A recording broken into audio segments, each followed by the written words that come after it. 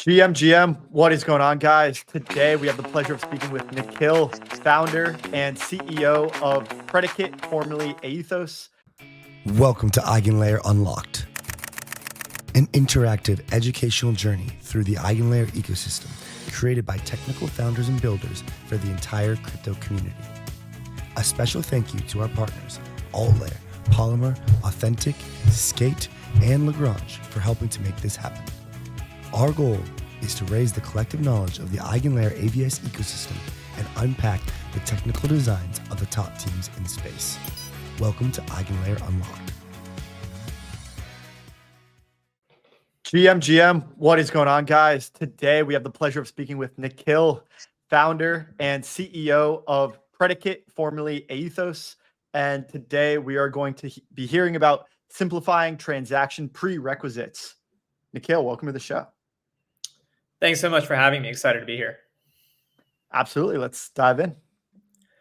Awesome. So what I'll go through is I'll kind of give an overview of how we think about simplifying transaction prerequisites and fundamentally and foundationally why EigenLayer is actually critical to that entire component to really build a decentralized system to make that all work.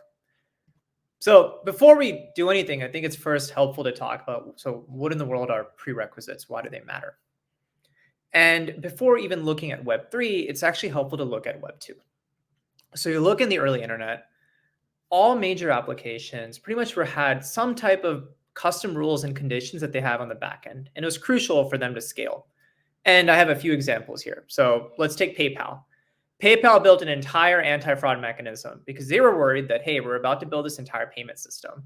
And how do we ensure that, malicious actors, people who are trying to commit fraud, are not actively engaging in the system? And so that way, when you and I go and use PayPal, how do we ensure that we're not we don't interact with anyone who's trying to fraud us?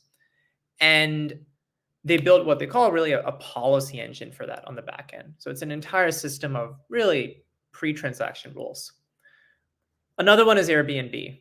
And it was a crucial part for Airbnb when we think about, hey, you're going to have, as a homeowner, you're going to have people you've never met before stay at your place. And how do you know that they're not really going to trash your place? So Airbnb has an entire system to say, hey, wait, look, we can't have certain guests if you don't follow our terms of service.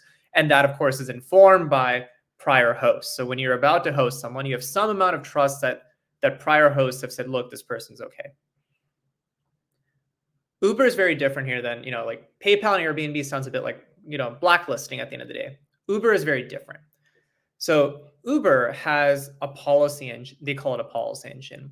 And what they're thinking about is, hey, when I go and request an Uber, there's a number of pre-transaction conditions and rules that have to really be checked, right? So what type of car am I requesting? What's my Uber rating? Where am I calling it from? Where am I trying to go? What is a type of car that I've requested? And then based off of all of those things, they need to match me to a driver that, meets all of those different requirements. If they match me to a driver that doesn't, now suddenly I'm going to have a suboptimal experience, potentially even end up in the wrong place. So in these cases, that was Uber creating pre-transaction rules, crucial for them to actually build their overall network. And then Netflix is another one. I think we're all probably very familiar with Netflix's geolocation capabilities, right? So we normally think of it as just geofencing. And that's really part of it, but that's not the full story. And so I remember meeting the guy who has one of the patents that Netflix uses for geolocation. This was back in 2011. And even at that time, it was very clear, there was a clear reason for why Netflix was thinking about geolocation. And it's actually a business decision. For them, it was having these pre-transaction rules, these conditions for how one interacts with Netflix, which then influences what is the type of content they can see. So if I'm in the US, I have access to certain content. If I'm in India, I have different content. The whole point is actually that Netflix is trying to make sure you have curated and custom content, depending on where you're at. And Netflix, of course, is setting up those business partnerships with all those different media companies to make that fully realized. So point here being that prerequisites have been really common on the back end for Web2 companies, and entire teams are dedicated to really building this. It's not just a small kind of side endeavor. It's really, really core. It's something that you have that requires quite a bit of lift. So then when we look in Web3, you start seeing that same need of pre-transaction logic, especially when we think of crypto as starting to interface with a broader global economy. And there's a number of different cases for this, but like we can look in TradFi for how we can look at all these different cases of how crypto is really trying to shift into the next level, which is going into that broader economy. So this can be, of course, if you look in TradFi, you're starting to see companies like BlackRock and VanEck participate more actively on chain. Fintech companies, of course, like PayPal or Robinhood are also doing things on chain. Robinhood for purchasing assets or swapping assets. PayPal even all the way out to a stable coin. Then, of course, you have CBDCs, where I would say this is still in, like, depending on the country you're in, there's still either exploration or it's being implemented. But then, of course, if you're starting to think about how a crypto rail is supposed to integrate with the rest of the economy, you have to think about interfacing with the CBDC. And then lastly, of course, we're seeing more retail adoption of crypto as well. But in all of these cases, like if you're starting to connect with the rest of the world, developers and crypto startups have to navigate the complexity of meeting the requirements for the rest of the world. You can't operate in isolation. And so this is an entire set of different things. This could be the one that immediately comes to everyone's mind if you're in the US is regulation, right? If I'm launching something, I have to think about regulation for, AML, for SEC, for securities, all those kinds of things. That's part of it. But then, of course, you have different business requirements as well. If you're partnering with an institution or partnering with a payment provider, or if you're partnering, or if you're just simply doing something that requires some type of real world interfacing, like there are still business requirements you might have. That can go all the way out to, something like even exploit prevention. And then, of course, you have different local rules and community rules that you have to navigate. It's all increasing complexity. And that's really the problem that we face. So let's make that even more tangible now. Kind of give the broad view. So let's take an example of a Web3 example. So take Aleo, large privacy blockchain. For them, they're really worried that what if we're seen as a mixer? Huge, like really, really big implications if you're seen as a mixer. If you're in the US, if you're in Europe, basically no one could use it. So their ecosystem passed a governance proposal around best practices for all the different bridges, for what bridges should have in place. This isn't mandated by the Aleo Foundation, it's an ecosystem initiative. In all of this, you see a number of different kind of requirements that you need to have in place, right? These are all pre-transaction rules. So you need a time delay. You need a limit of 10,000 USD per day in value from any address that's being bridged. You want to screen against illicit funds and malicious actors if someone's participating in an exploit and then trying to move their funds onto Aleo to then launder them. Looking at prohibited jurisdictions. And, like potentially adopting KYC tools. I think that's probably been something that most people are more hesitant about because, of course, that changes how the system works. But in this case, it's saying, hey, look, we as an ecosystem have certain things that we really care about for us to be able to thrive. A lot of this is like really complex stuff. This isn't really easy stuff to be able to implement. And if every different bridge has to put in something different, or every single bridge has to put in their own implementation of this, of course, it's all overhead for them. And then Shriram actually makes it even more salient. I think, of course, he's always like really articulate from a philosophical standpoint. But here we can think of it more as like innately human and natural when we think of our evolutionary history. In this case, he talks about kind of a cell boundary that really what you're doing is you're allowing certain things to come in and not come in. And it's the same way we should think about a community, right? When you're building a community, when you're building something that involves any type of biological existence, an open border is not a border, actually. It's fundamentally the opposite. And when we think of you're building on-chain applications, on-chain communities, communities inherently require some type of preconditions. And we do that already today, every day in real world. When we go to a farmer's market or we go and shop at a local store, we're making associations based off of who we're transacting with. And so when we think of the scaling of Web3 and the scaling of crypto, you need those types of pieces in place. It's basically setting the ability to set values for who you transact with and how those transactions are actually done. This ensures what we really think of as a thriving community, a thriving ecosystem. So this is the state of the world. And then the question, of course, leads to how can we actually power application communities to build and thrive? How do we, allow them to exist? How do we allow them to express values? And then, of course, how can they scale into reaching the broader global economy? So when we start with that question, you start saying, okay, great. So what are we really trying to solve for here? So we have applications. This can be managed by an individual developer. It could be managed by a team. Of course, when it becomes decentralized, it's managed by a DAO or an ecosystem. So for them, they have specific requirements that they might have for who can participate, how transactions are executed, what are the requirements there. This, of course, would require some type of information. The great thing about a blockchain is you have access to historical on-chain information. So this could be any type of historical information, but it might be off-chain information as well. So, this could be, we've talked about a blacklist or a risk score, or it could be, someone who was involved in an exploit. You would need to be able to identify that. But it could be even something not as controversial as that. It could be, hey, you want to interact with our system because you want to mint a stable coin. Do you have sufficient collateral to be able to mint it? That's a rule, right? You're checking if there's sufficient collateral to be able to mint. And that might be something you're saying that there's off-chain data. So here you have a need for information that is on-chain or off-chain to determine whether a specific rule is met or not. So you start with those two pieces.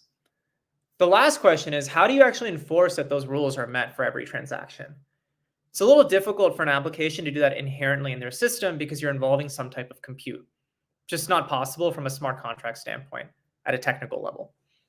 So now you need some way of issuing signatures. The way that makes the most sense is a network of operators. You could have an individual operator that's basically, think of them as almost like a notary. So they're checking everything and saying, hey, this transaction is coming in. Does it look good as per the information that's been provided as well as a requirement? If so, yes, great. You can have an individual do that. Of course, if you have an individual, you're reliant on that one individual. And you're saying that I trust that individual to always do this and stay awake at all times, maintain uptime. If anything goes wrong, they're going to make sure it's back up. That's a lot of trust, because if they go down, suddenly now that application is not able to receive any transactions. So here you actually need a network of operators. So the easiest way to build this, and that they're designed to really issue signatures. So overall, you're now envisioning a three-sided network to build and enforce pre-transaction requirements. And then these operators, what they need to do is they have to do really two things. One is compute. They have to be able to do compute, as I mentioned, accessing any external APIs, and this could be used for a number of different use cases, as well as they have to be able to function as archive nodes because they're looking for historical state. They should be able to reference any type of historical information on a blockchain. But this is a real problem, right? Because building a two-sided network is difficult. Building a three-sided network is substantially more difficult. So now you're trying to say, wait, we have to build a three-sided network. Which part do we bootstrap first? How do we actually get this thing to even work? And it's always been a problem of building networks of which is your toughest side and how can you quickly solve for that? You always want to solve for the toughest side of your network to make sure everything else works. I think of it as almost like you're a plumber and you're trying to make sure that all the different pieces are unlocked, because the moment that one gets blocked, the whole thing collapses and it doesn't operate. And this is where EigenLayer becomes really important. EigenLayer enables you to bootstrap the toughest part of the network and create a trust minimized set of operators. In this way, you have an immediate way to launch a network of operators and say, hey, wait, we already have this. In any other instance, if you want to do this, you either start with a centralized system, or you might be a project and you're like, hey, I want to use cryptoeconomic security. I need to go and launch a token to be able to create a cryptoeconomically secure mechanism. That EigenLayer basically allows you to go ahead and launch a decentralized network without having to go and do all of that work. And then, of course, the other solution here would have been to use something with a ZK type of style. The challenge, of course, with zero knowledge is that it's slower and much more expensive. And for something like this, in which you're issuing signatures, you need it to be as light as possible. If it's anything that's not light, it changes the user experience fundamentally. It changes the way it actually breaks the application experience. It becomes expensive. It becomes slow. It's something you don't want. So this is where EigenLayer becomes really important. You are able to bootstrap your operator network to be able to issue signatures. And really, it solves the toughest problem. So now let's go in a little bit on how we've thought about that design and really that architecture when we think about this mechanism of issuing signatures to enforce transaction prerequisites. So what we do here is a user interacts with an application interface. Let's take a bridge contract, for example. And we can use the Alio example, actually. Maybe that's the simplest one because we've already kind of talked about it. So a user goes and interacts with the Alio bridge interface. The user shouldn't have to do anything different. The problem is, historically, I think in crypto, we've always thought about, oh, like if you try to do something, if you want to have some type of pre-transaction checks, it should change the user experience fundamentally. Generally, that's the wrong way to do it. The user should actually should not even realize that something is happening on the back end. And this is, again, why EigenLayer becomes really powerful. So the user, goes and interacts with the bridge. They link to it, and they're sending the raw transaction. The interface sends that transaction to an aggregator. And that aggregator really is just designed to pull all the transactions together and then broadcast that to the operator network. These are the EigenLayer operators. So your EigenLayer operator is just saying, okay, great. There's a transaction that's been broadcasted to us. It's for this bridge contract. Let's go and check the specific policy, the specific requirements for this contract that's been set by that developer team or by that ecosystem. So that requirement is stored on Ethereum.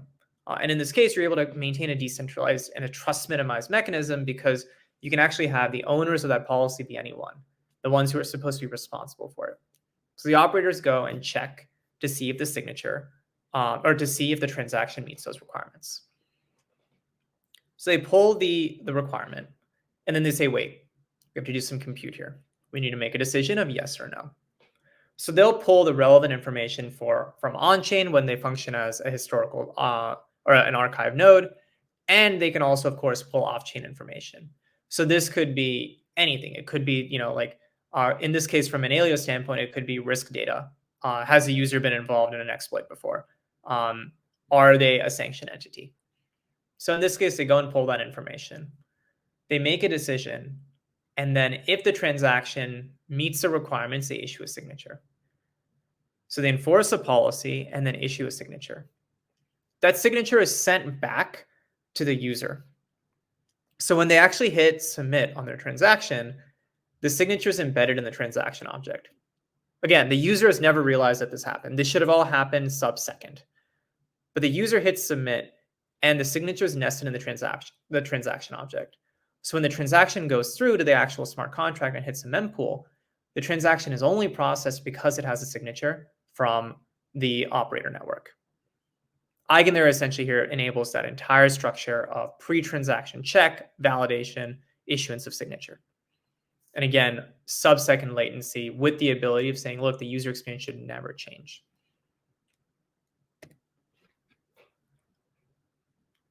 So why would they do this, right? And so this, again, really becomes important. They're doing compute. And this really feeds into how we think about an overall network if we think of prerequisites. So everyone here is now incentivized to participate in a system that becomes decentralized.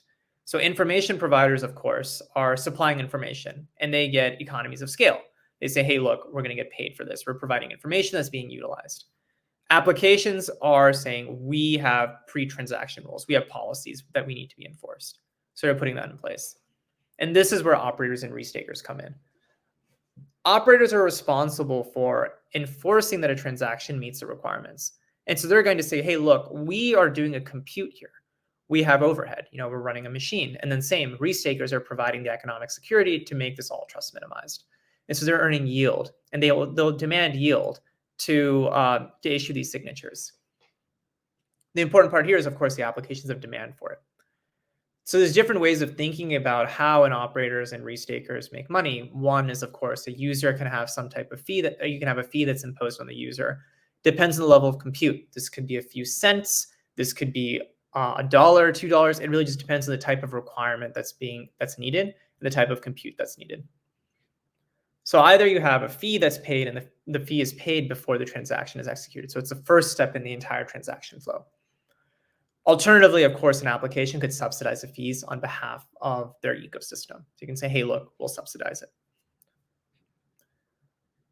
But all this creates that three-sided network. And again, going to earlier, you've bootstrapped that network of operators through EigenLayer and had it that you have a distributed network, as well as the ability for general retail to also be able to participate in supporting that economic security through restaking. But you can do a little bit more here as well. And this is where it starts getting even more interesting. So EigenLayer provides a foundation as your restaking platform. Then, of course, you have different forms of economic security. You have natively staked ETH, you have liquid restaking, and then you even have other token projects, right? You have stablecoin projects that might say, hey, look, we want our economic security to be used. The great part here is you can actually, as an application, when you're thinking about, or a community, you're saying, hey, look, what is the source of policy enforcement that we want, the pre-transaction check? Who are the ones who are enforcing this? You can start with a wide network of operators and say, whoever issues signatures first, based off of a quorum that we've set, they come first. Or you can even set an alignment with specific operators. You can say, look, maybe I really want P2P in this, or I really, really want Figment. Or a project, a community might say, hey, we actually want our token to be used on the back end because it's alignment for this policy enforcement. And so we want operators who have specifically our token as well as part of economic security. This is something, for example, that M0 might want. M0 has a network in which they're saying, how do we create a mechanism for minting stable coins? And they have a network of validators. So in this case, you can actually align the validator network to the minting of stablecoins by also utilizing their core asset as part of it.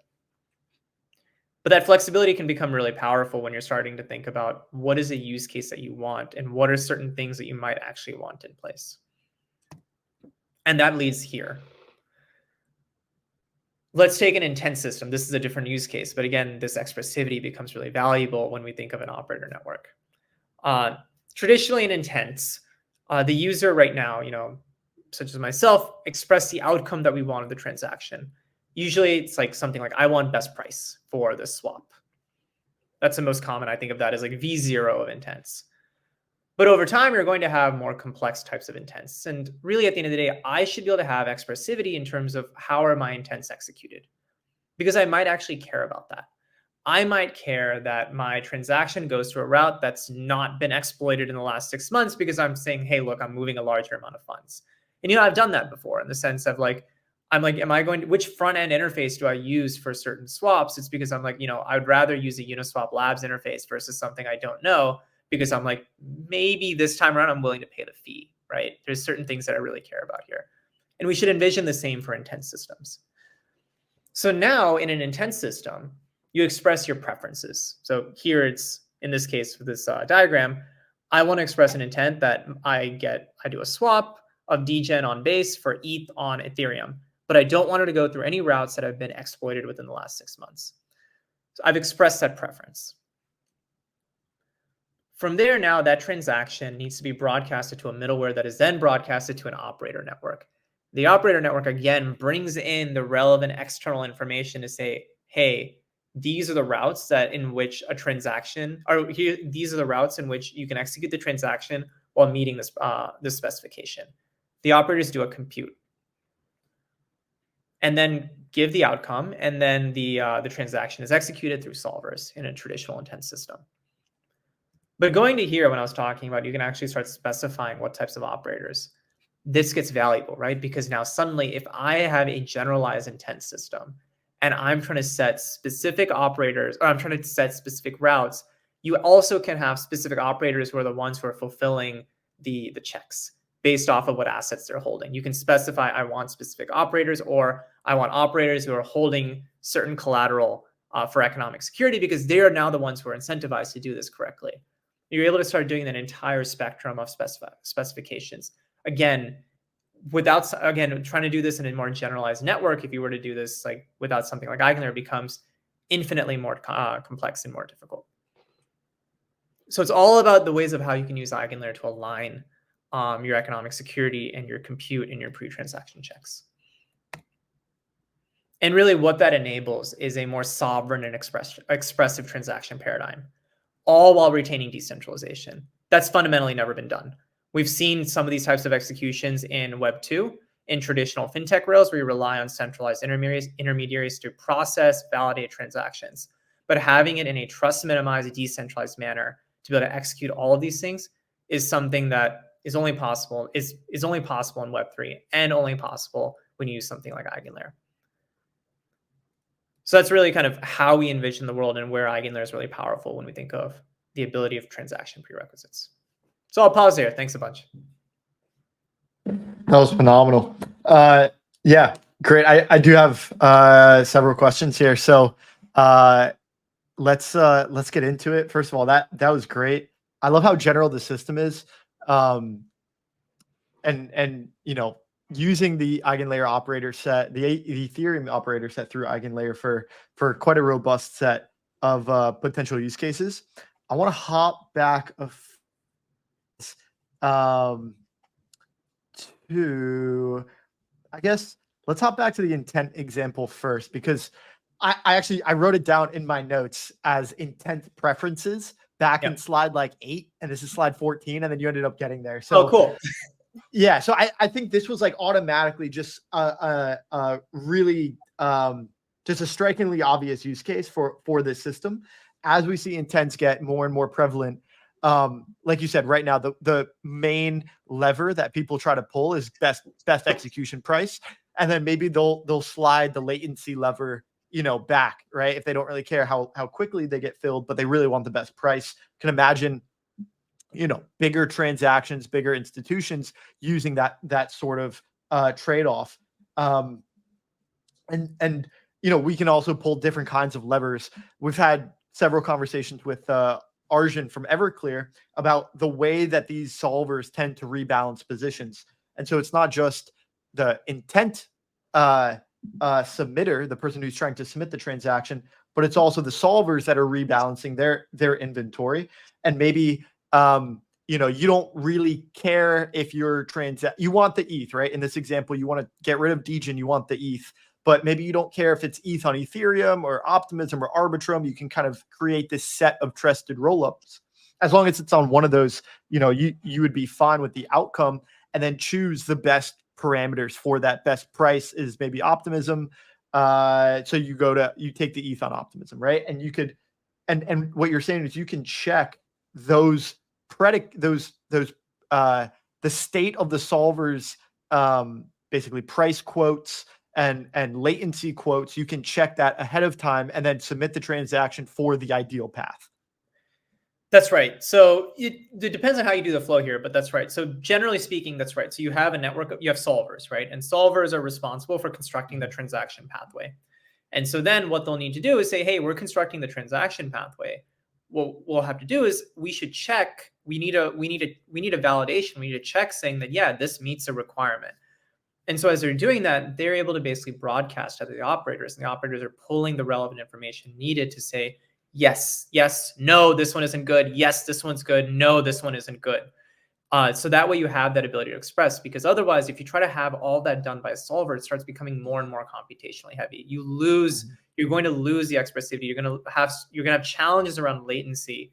And so instead, I subscribe to the view of solver specialization over time. And so in this case, you're actually plugging in your operator network with solvers. So there's actually, and I want to add, there's actually another vantage point here too.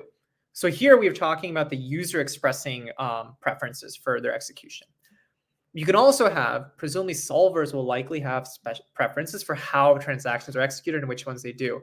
And liquidity providers into solvers may also have preferences for how their liquidity is used. That becomes really interesting, because when you start going into the world of solver marketplaces, like what a group like Kalani is doing,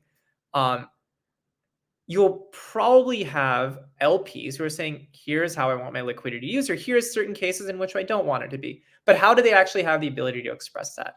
You still need a mechanism to do that. So in this case, what we're able to do is it's relevant for user expression for executions, but it's also relevant for the solvers or the LPs of solvers or any other participants who are saying, hey, we have specific requirements for how this transaction is executed. Yeah.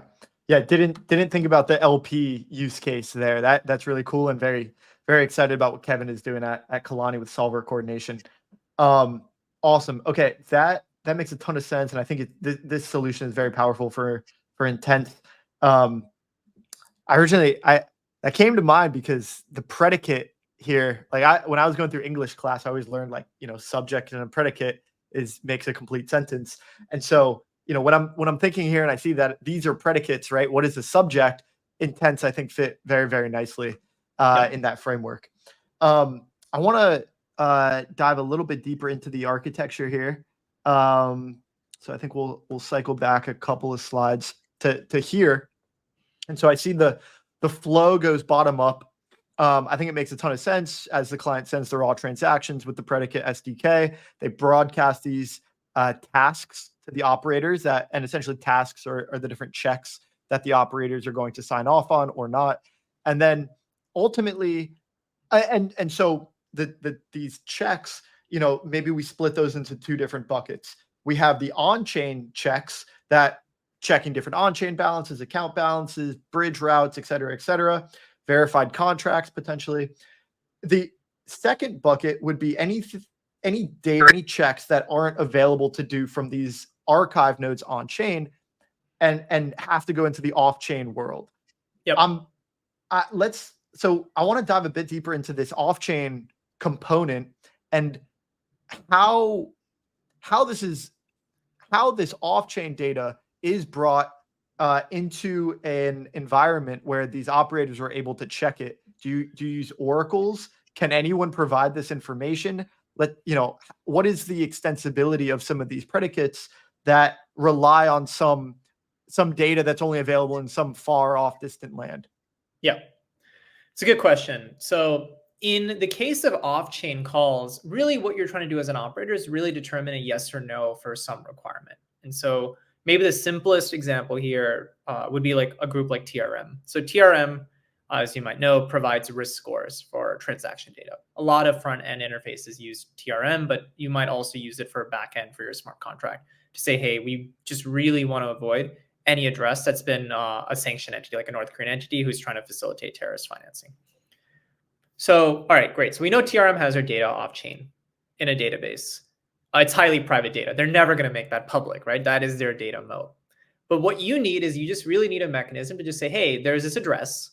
Does this address fall on your high risk or severe list of addresses based off of your sanctions list? So that's a decision you're trying to really make. Now, the question as an operator is how do you actually get that? So what we do here in this case, and anyone could do it, but at the moment we have our middleware. So the middleware here is something that's designed to broadcast the transactions to the operator. Anyone would be able to spin up their own middleware. Not yet, but that's basically where we get to. But at the moment, the labs entity for us has built a public good, which is a middleware. All it's doing, of course, is broadcasting transactions. But in the case of an API call that needs to be made or an external information provider, the middleware holds the API key. So what we've done is we have, let's say, a partnership with TRM where TRM has provided an API key. So when the transaction is broadcasted to the operators, what's included in there is also an API key.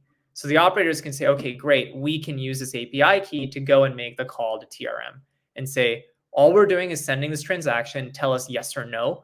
That's all we need to know. So TRM will return a thing saying, yes, this transaction is not high risk, you're good to go. They issue that back, the operator has that as part of their compute, and then they say, okay, great, we've gotten a response from TRM, we're going to issue the signature. Now, the important part to note here, right, is like for anyone who is using off-chain data, you are of course trusting that off-chain data provider to be good, right? You're trusting that their data is clean, you're trusting that their data is accurate, you're trusting that it's up to date, and that the information provider, the external information provider here is actually going to be responsive. Let's say you set a rule that we have to have a TRM check, and for whatever reason, TRM goes down. Your transaction won't go through because your operators are going to be like, hey, we can't issue a signature until we get TRM to tell us something. So there is a trust mechanism that is happening here when you use external information providers. So that's an important thing to note here. But that's generally how the flow works. Now, of course, we could have different groups that spin up their own middlewares and might have different API keys and things for different external data. Got it. And I think this comes into play with the previous example around intents as well, because a lot of a lot of solvers have their inventory off chain, maybe centralized exchanges and such. So, got it. And so the information providers, are accessed through API keys. Do you provide those API keys to the operators so that the operators can go and fetch that information? That's right. So what happens is the middleware basically sends the API key to, in this case, it depends on how many operators are needed and how many API keys are provided. So with TRM, it's just one. But with some of them, they might say, hey, look, we'll give you here's 3 API keys in case you doubt like any one of them. So it really just comes down to the information provider and whether they're like, look, like you're going to get the same exact result with any of these. We're a large trusted entity, trust us with one API key. That, of course, comes down to the application and how comfortable they are. But in some cases, you might want to do, more than one. That gets interesting. Or let's say when you start thinking of like I think TRM is a different use case versus let's say you're doing off-chain collateral calls to say is there sufficient collateral to be able to mint a new asset. Then you might want to have more than one call for that, right? And so that's when you start having this complexity of what type of API, how many API keys are sent, how many operators do you need to go and check to say, yep, this is valid, this is good. Very cool. Yeah, I see this potentially extending into the one, there's probably more than one, but one of the use cases that everyone sees on the horizon but has not been accomplished yet, which is under-collateralized loans on chain. And if we have access to banking data or some off-chain data source that is able to provide those checks in order to mint some debt on chain with some off-chain collateral, we could potentially get there. Yeah, it's a really good point. That's actually one use case we have been looking at, because when we talk about prerequisites and the complexity of that, if you're doing off-chain or if you're doing under-collateralized lending, there's a ton of information you have to work with, and it also depends market by market what type of loan you're doing, what is all the different data pieces, what are the regulations, the requirements, all those things. So like if you're like one group that we've been looking, like one example I can kind of from like prior work experience, if you're trying to do like under-collateralized lending in, let's say, Kenya, that requires, pulling different off-chain information such as like credit history, things like that, but then also like phone data, because a lot of things also happen through M-Pesa. So you have to think about that type of information, potential payroll provider information. You're trying to pull all of that stuff, and then there's probably going to be some on-chain things you want to pull as well. All of that is a lot of complex work that you're trying to aggregate together. And I imagine that most crypto projects that are trying to see, we want to do under-collateralized lending, don't want to have to spend the time building all of that. They really should be focusing on loan origination. Like that's their business model. They make money by originating loans and earning some type of yield off of that. But if they spend most of their resources building the back-end system, they're basically blocked from going and doing all the other work that they really need to do. And that's, again, like, how do you offload that complexity? Yeah, would love to see that built out. Cool. So completing the flow here, the information providers provide that info to the operators who enforce that policy by checking the data and returning a signature. And then ultimately they make that signature and the user's transaction goes through after passing those checks. Cool. So that is the workflow. I think that makes sense. And then I have a couple more questions, mostly on like EigenLayer specific. Yeah. And so cool. Yep. Now you mentioned one element of choosing specific operators for specific tasks. And I was generally curious because I haven't heard a lot of AVSs use this framework yet. Is this something that's available for anyone that's using EigenLayer? And if you don't mind, dive a little bit deeper into how this works. How you're able to coordinate and basically choose a particular set of operators for certain conditions. Is that up to the user? Is that up to you as the predicate, as the AVS? Yeah, if you don't mind explaining that a bit further. Yeah, so this is something we don't have up yet. Like this isn't live yet or possible through our system, but that is what we're getting to, is the ability to actually be able to select your specific operators. It's not that we would do it. Right now, the way we have it is, we have our general operator network. We're thinking of it actually starting with a proof of authority model that then shifts to a proof of stake model. So you're able to do that. But then, of course, the idea is that it's not that we shouldn't be determining this, like as an application or as a generalized kind of infrastructure provider, we shouldn't be making opinionated decisions on which operators, but an application might. And so for them, it's actually giving them the ability to do that. This hasn't been built yet, but that is where we get to, because we think there is a world and a need for those kinds of things as you start thinking about different types of integrations, different types of prerequisites, what types of assets might you want in there. Maybe some that are looking at a bit more of like institutional use cases might say we want certain institutional operators as part of this. Or maybe they want specifically only their signatures. You're able to do those kinds of customization. Yeah. I can imagine potentially deals between applications and operators as well, like Yes. preferred operators for certain applications. And then you mentioned the bridge use case with certain paths validated by a specific set of operators. Yep, that's right. Cool. And then you answered a couple of these questions already. Okay, so in terms of kind of the more generic EigenLayer questions, I think you may have hit on this, but just to expand a bit, could you talk us through like slashing conditions and slashing rules? Why might an operator or a staker be slashed? Yep. And I can kind of guess, but I'm sure you would explain it a bit better in terms of the checks and passing legitimate signatures. And then the flip side of that is the APY and how that's generated. You spoke to the fees, but maybe we'll touch on that. But yeah, let's start with the slashing and talk us through how that works. Yeah. So the way we think of slashing, and I will say on day one, we don't have slashing. So instead, it's more of a proof of authority model. But so there is no slashing. But here's why slashing does matter. The main things to think about slashing, the biggest question, of course, of like I think it's taking a step back. It's like, okay, so what could possibly go wrong in this system, right? So why do you have a distributed network? It's because you want to address certain things that might go wrong. The biggest thing of what could go wrong is an operator goes rogue. An operator says, you know what, I'm going to enforce my own requirements. I don't really care about what these guys want. I'm going to set my own requirements. And so that could be, stolen funds go through. That could be one thing, or sanctioned funds, or it could start becoming a bit more precarious, right? They might say, oh, you know what, there's not enough collateral here, but I still want this to happen. I want this loan to happen. I want this asset to be minted. I want this specific transaction to be executed in an intent system, even though it shouldn't be, because now an operator is basically partnered with someone who's planning to take advantage of an exploit that happens later, and they're going to take advantage of that exploit through that transaction route. Those are the things that could go wrong here. So what you really need to think about from a slashing standpoint is operators need to be enforcing the specific requirements that are set.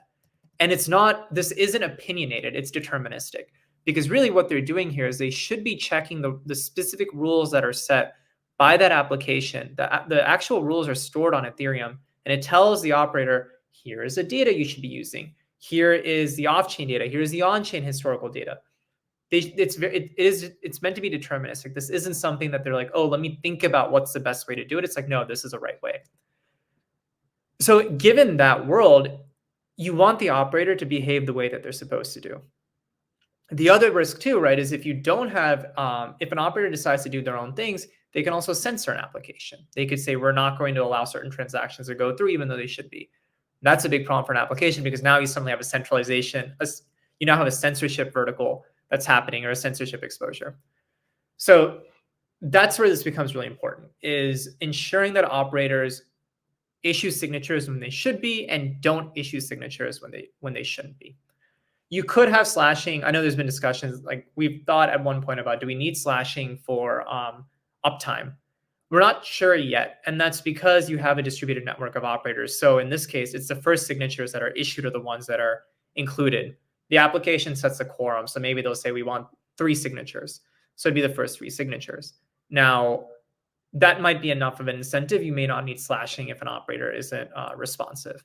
So this is something we'll probably have to figure out over time. I don't have the clearest answer yet, but our current hypothesis is we won't need slashing for that quite yet.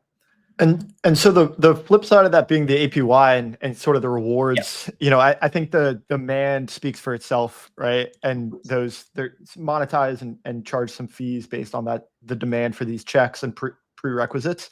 But when you're getting into distributing those rewards and the fees, you kind of mentioned, the first 3 operators, maybe you need 3 checks. Do you distribute that to the operators who are making these calls, and then kind of what's left over you pay to the stakers? Or how should we think about this in terms of the system of distributing the fees that are paid by the applications with demand for policies? Yeah. So This, in terms of the fees, what happens is the fee would probably be paid in some type of native gas asset or some type of native asset. Now, there's different ways. We haven't like built out a token or anything, so there's a lot of different ways to think about your token model. But fundamentally, you have a fee that's coming in at the start from that native gas asset. Now it's the question of, okay, cool, how do you distribute it to operators? The way we've thought about it is the fees should be going to the operators who are issuing signatures, right? So the ones that are being used in that system. So the first operators that are issuing signatures are the ones who are earning the yield. They're incentivized to be as quick as possible. Then when we think about basically that cash flow waterfall, the way we've seen it so far is operators either have their own economic security that they have. Someone runs an operator and they're like, cool, I have, a large amount of ETH that I'm going to put into this system. Or they'll work with LRTs. And so in that case, what the yield needs to be is proportional to the amount of economic security that they have. So in that case, once that goes through, operators might have partnerships with LRTs and they'll figure out how much do they keep versus how much of it goes to the restakers. And then other operators who don't work with LRTs, they of course can keep it all to themselves. So it just depends on that structure and who is a provider of economic security. And we kind of leave that up to them. We don't have to make that determination. All we do is we say, what we just want to make sure is that you have a diversified basket of, or a diversified set of operators with a diverse set of economic security, ideally not from just only one LRT, for example. Yeah, that makes sense. And you mentioned, a couple of precarious situations when why it's so important to make sure that these operators are acting in good faith, and your mechanism to enforce that is slashing. But in the case of, let's say, this solver check, we're going to make sure that this intent passes some checks. Maybe the operator says like, oh yeah, it's fine because they want to make some sort of exploit. Is it enough to retroactively or react to that by slashing the operator after the fact? In my mind, it's like, they're gonna take the money and go run away with it, and then we're gonna slash them. Yeah. Right. So how do you think about slashing in the reactive sense versus the preventative sense? Yeah, it definitely becomes more complex when you start thinking of the proactive versus reactive. In this case, then you'll have to really start thinking about what is a quorum of signatures that you want. So in that case, it's not, you can probably have a smaller quorum of signatures if you have, let's say, a kind of that reactive type of model. But in a proactive setting, your number of signature issuances, your quorum becomes really important. Your diversity of operators becomes really important. You might then at that point, and this is still early because a lot of these intent systems aren't up, but then at that point, you probably will also want to think about making sure you have certain requirements for having a distributed network of operators. So it's that like, you can't have only, your quorum can't be 5 or 10 operators all from the exact same IP address. That'd be a problem, right?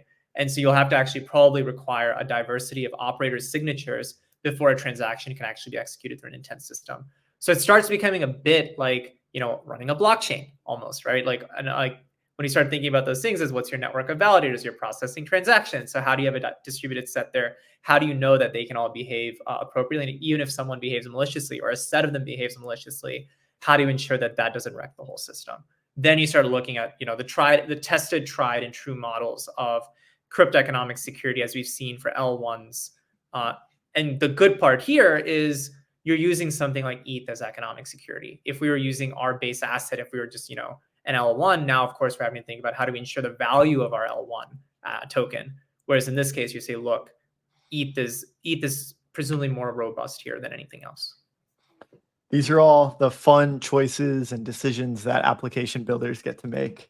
Cool. I have a feeling that, and this is where it starts getting super complex here. So I have a feeling that you'll start seeing some consolidation of, okay, cool, here's what we'll do. You'll see a few projects spend a lot of time figuring it out, and then everyone else will sort of adopt it. But the question, of course, is can we stay unopinionated, or if you have at least promote some type of best practices or some kind of lower boundary for best practices. Yeah, I tend to agree. I think we'll see some shelling points and convergences around certain slashing rules, slashing contracts, certain operator quorums and operator decentralization sets of operators to enforce certain diversity requirements. And we'll start to see that come out, but we're still on the precipice of all this. Slashing isn't even live yet, so it's very exciting times. Nikhil, this was a great presentation. Could you, I guess, just end off by telling people where they can find you? How they if they want to stake into Predicate, how they can do that, and ultimately how to get involved. Yeah, so if they want to get in touch, we're on Twitter at 0xPredicate. Predicate.io is our website. There's a contact form there. I'm also really active on Twitter, so if you want to get in touch there, I think my handle is up here at the front. So that's my Twitter handle at PumperNikhil. So in this case, that's probably the easiest way to get in touch. And then if you're interested in like staking into our system, running an operator or something like that, we are on EigenLayer's like dashboard and all of those things. So that's probably the easiest way to go and take a look and be able to stake with one of the operators that is in our network, or spin up your own operator. And if you're interested in that, feel free to reach out, and we of course can get you added to our Telegram group of operators. Amazing. Thank you so much, Nikhil. Thank you. Appreciate it.